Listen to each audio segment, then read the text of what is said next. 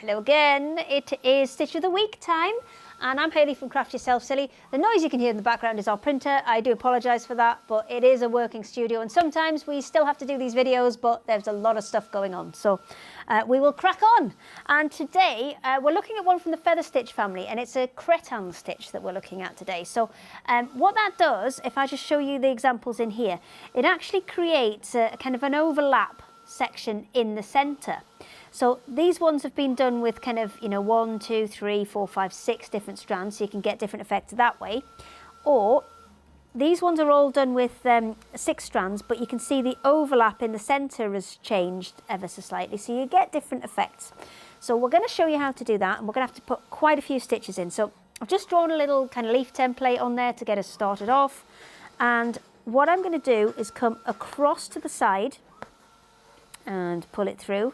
And then I'm going to take it, I'm just going to put these first 2 in before we start moving along these lines. And I've exaggerated the lines that I've put in the centre, just so you can see quite clearly the difference that we're making. So when I come and put the stitch on the top, the 2 centre lines I've put on are where we want to start our stitches. So this line here is where we start the stitches that are going in this direction. And then the line on this side is where we start the stitches that are coming across in this direction.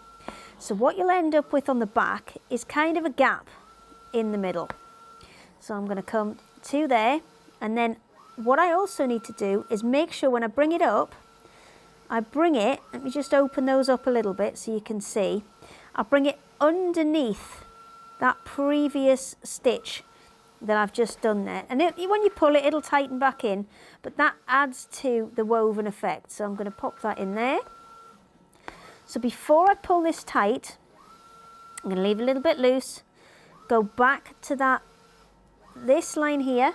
I'm just going to grab a pen. So back to this line here, which is the line that I'm using to stitch in this direction.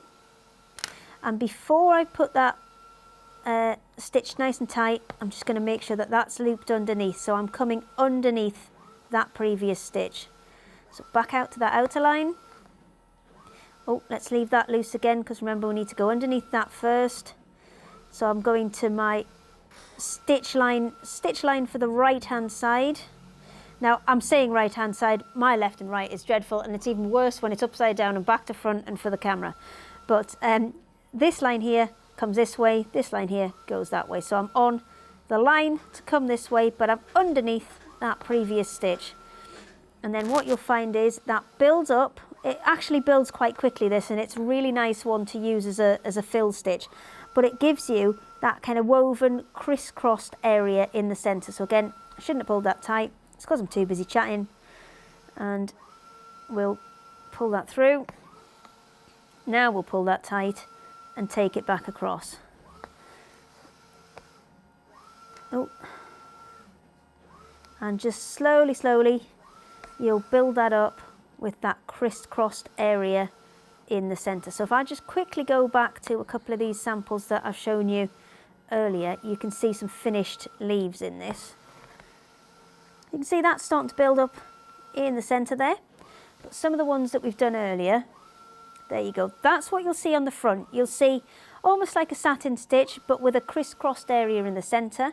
But actually on the back of the piece, as I said, because you're completely missing that piece and it's crisscrossing over, you'll see a gap in the middle. So that's what you're looking for on the back. And on the front, you'll get a beautifully finished, fully covered leaf. Now, the reason it works so well for leaves is because it makes that kind of spine in the centre different without you actually having to stitch anything different. So have a go at this. It is a little bit of one of the more difficult ones, but once you get the hang of it, it's a great alternative to a satin stitch as a fill stitch. So you can catch us on YouTube. We've got lots and lots of videos on there. But if you want to have a look at our Stitch-onaries, which take you through a little journey through lots of different stitches, they're all themed around a different one. Feather Stitch is the one where you'll find the Cretan stitch.